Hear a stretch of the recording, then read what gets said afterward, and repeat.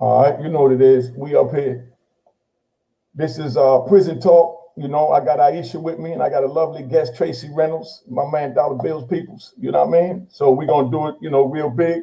So we ain't gonna waste a whole bunch of time. I got to bring in the lovely Aisha because I'm not the cutest thing.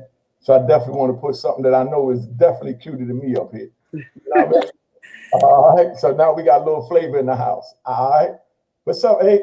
What's up? How you doing? All right, y'all. I had a good time last week. It was a really nice convo. You know? Yeah, me too. I got a lot of good feedback. Yeah, you know, we look good. We look good. I really enjoyed that, you know. Definitely. But what I want to start off with is as far as, you know, even in prison and on the street, this is prison talk, but this is just survival talk. You know what I mean? It's like best to keep your circle small as possible and, you know, kind of rule it with an iron fist who you allow in it and who you allow to violate in it. You understand what I'm saying? Because if you keep your circle tight, you know what I mean? You're not going to have no cracks to allow weeds to grow in your garden. You know what I mean? Or snakes to come in. Very you know true. And the best way to do that is to keep, you know what I mean, the garden as small as possible. You know what I mean? But to still function as a big unit, even Yeah. though the amount of numbers are small. You follow me? Oh, I agree 100%. I know exactly what you're talking about because you know, even in prison too, the same thing with a small circle. Um, you learn. Can you see me okay? I don't know why this camera's a little crazy. Okay. It's moving, but I see you here and there. Okay, this Oh, good? here we go. Perfect. Okay. So, you know, you learn that, you know, it's a lot of, especially if you are, you know, a leader or have leader qualities, people will want to be around you to kind of steal your energy. You know what I'm saying? And if you're not careful, you can find yourself in a very bad situation because you chose to hang around people that weren't as solid as you. I learned the hard way that you can't make excuses for people who fall short. Sometimes you just got to do a cutoff. Because Exactly. if you You allow know? yourself to continue to mingle with the wrong group, you're gonna get caught up in whatever's happening. Not only that, they tell, you know, they fold, they don't have your back. They talk about you behind your back, put you in situations you weren't aware of. You know, it's so important to really, really, you know, like with a fine tooth comb, pick your circle.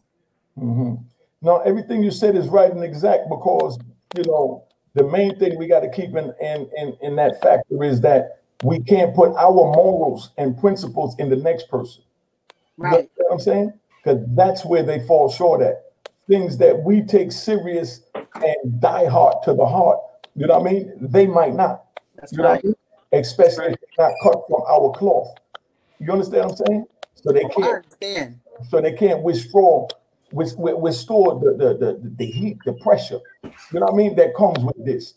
You understand what I'm saying? They'll Mm-hmm. be like, man, so what I told. You know what I mean? Like, so what? You know what I mean? Yo, but you just gave him life. Yeah, all right, well, he was gonna go to jail anyway. He was a screw up. You know what I mean? And they got all these reasons for why things happen. So, you know, I learned that I can't put my morals and principles in the next person Absolutely. because I'm unique, you Aisha, you know what I mean? And they who they are. You know what I mean? So yeah, so whatever we choose to do, that's you know, by our decision. You know what I mean? And Yeah, I agree. And you can't ignore the signs. Like, mm, for example, I remember when we had this little plot in prison that we mm, was gonna get all of these boiled eggs, right? You're not allowed to take the eggs out the kitchen. So mm, my homegirl started working in the kitchen, and we had this whole thing where somebody was gonna go down, grab them, hide them in the spot, and then we was gonna go take them back because we was having a little party for somebody. hey, So it was supposed to be like 20 eggs. When mm, we get down there, and it was like 4 or 5 of us. When mm, we get down there, it's only like 10.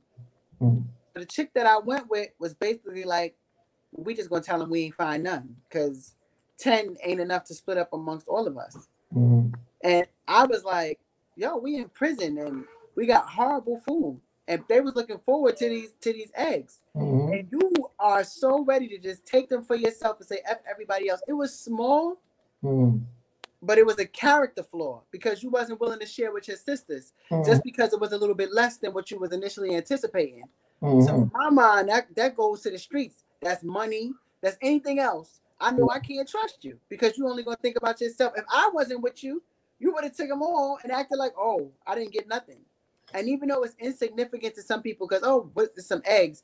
But in prison, you know, sometimes food is scarce. Sometimes commissary is closed for 2 weeks for inventory. Sometimes it's, you know, they get on some funny shit and they don't want to give you a good food for the week or whatever. So they was going to make their deviled eggs and all this other stuff they was looking forward to. And here's this chick, you know, just because she wasn't going to get the original amount that she wanted, she was willing to slight everybody else. And I was so right about her. I ended up having to cut her off.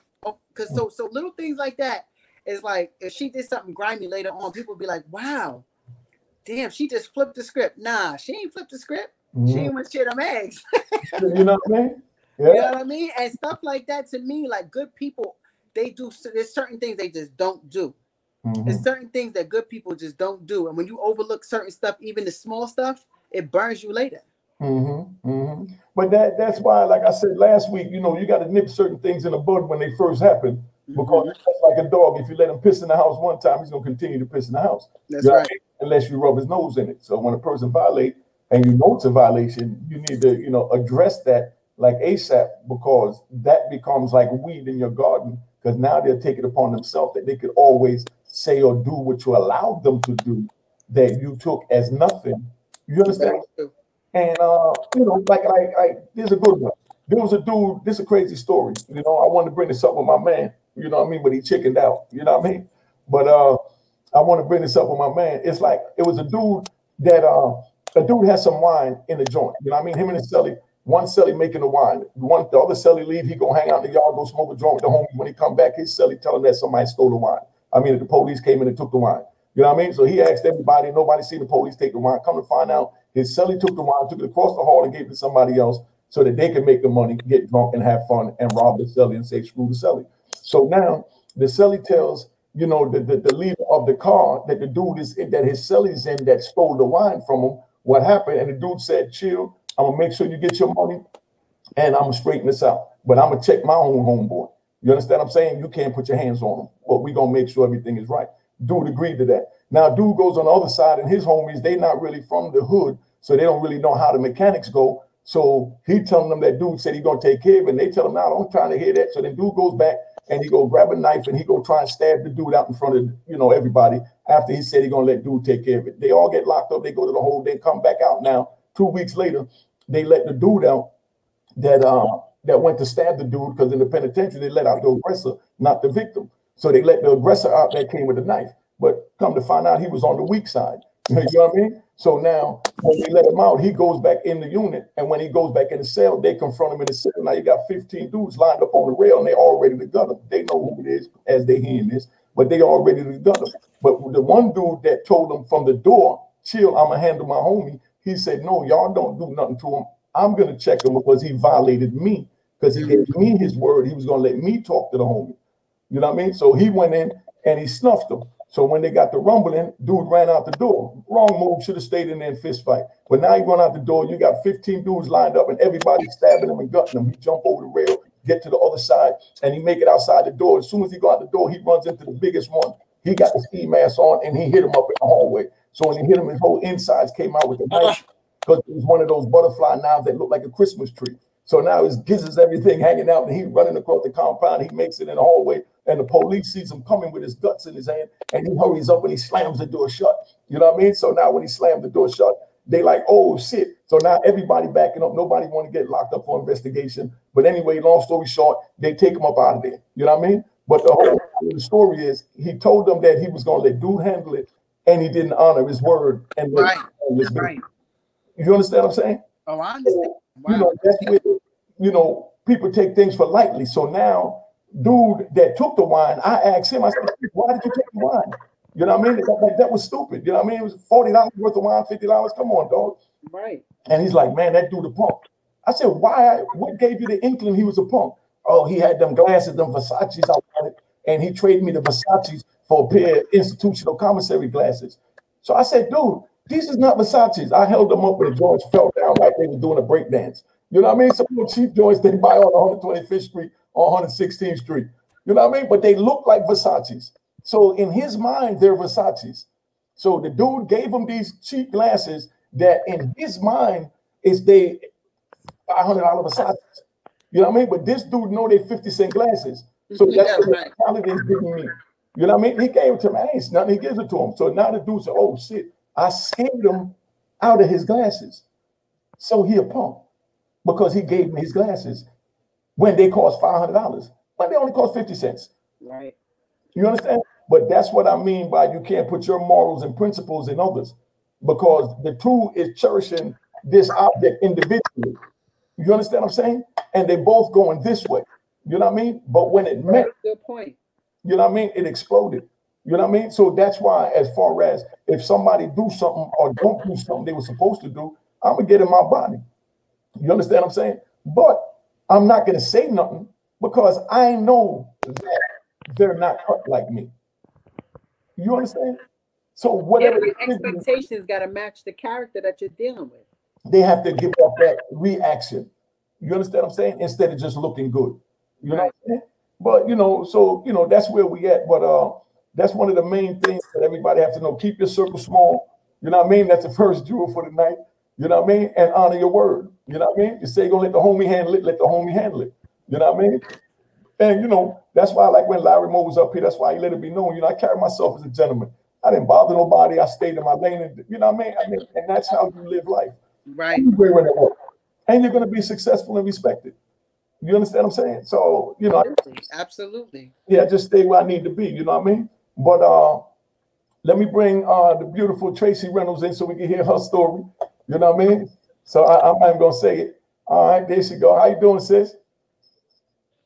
Unmute your mic on your end. Your mic.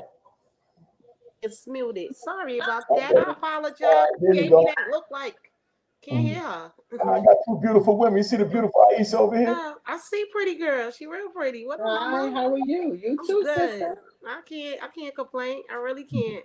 Okay. Hey, Aisha, one more time. Just give us a short version of your history, who you are, and then she's gonna pivot into hers, if that's all right with you. Okay, sure. So, thanks for the introduction.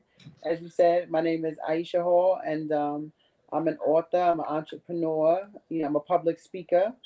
And I also am on a couple of different shows where I talked about my story. I did 10 years in federal prison. I was a young millionaire about my business, made some mistakes, and I definitely feel like I was over sentenced. And while I was away, I wrote my books. I wrote over 14 books. I started getting back into writing my music. And while I was away, I got the attention of a couple of different celebrities that wanted to highlight my story and use their platform to help bring awareness to mass incarceration. And I've been doing that ever since. What's up? That's what's up. That is what's up. Basically, I can respect that. I ain't gonna say I was young I ain't have it going on all like that. But basically, I started off as a little small runner. Got out there at the age of 14. Fast money caught my attention. I liked it a little. Celebrity looking, had to have the matching shoes, bag, all the good stuff.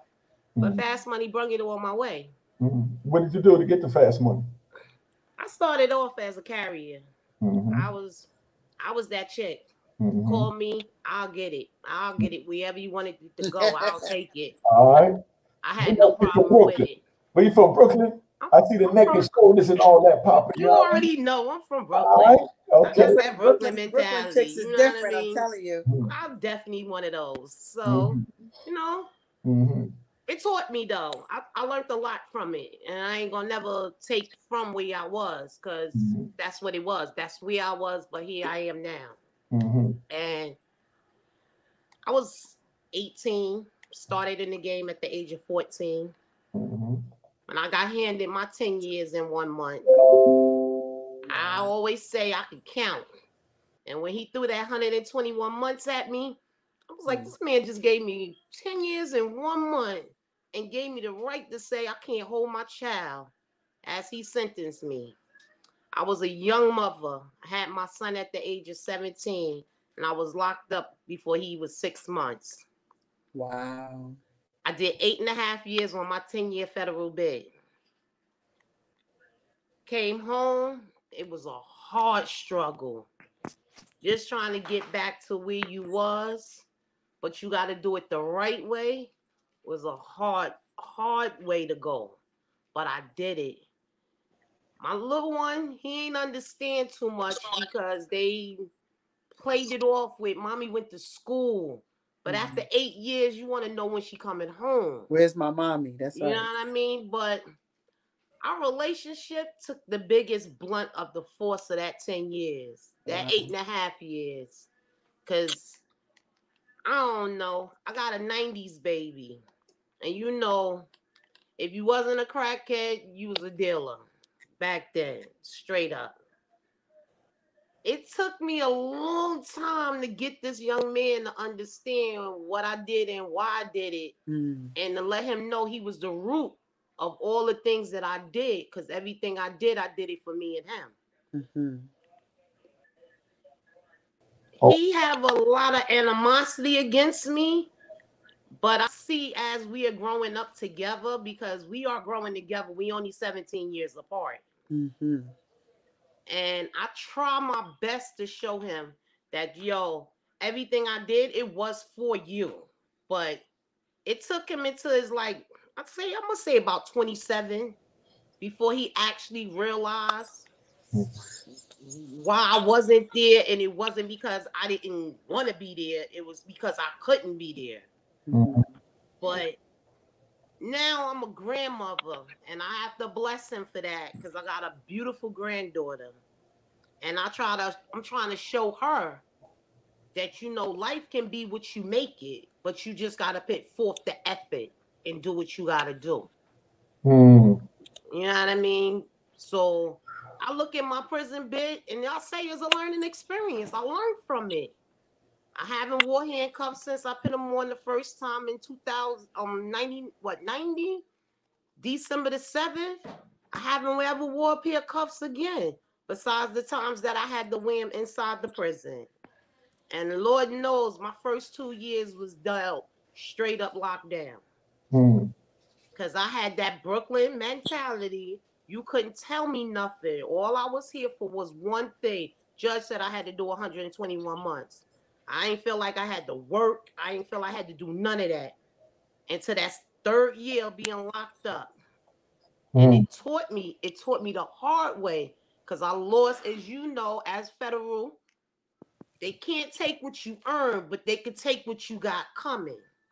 And I watched that release date move further and further back. You know what I mean? It wasn't coming like I wanted to come, because I kept losing my good time. But I learned. You know what I mean? I learned. And when I did finally get it together, I got my GED, took up a couple of trades. And when I came home, my mentality was still hard, but it became better when I had my baby girl. She was the one that made me feel like, yo, you have to change. Okay. All right. This what okay. This is what we're gonna do, ladies. We're gonna hold it here. Let me pull it off. All right, that was real touching. Give me a second. It's looking good. Looking good. Looking good. Aisha, hold up. Okay. 1 second. All right, we're gonna take a pause, and then we're gonna come back in.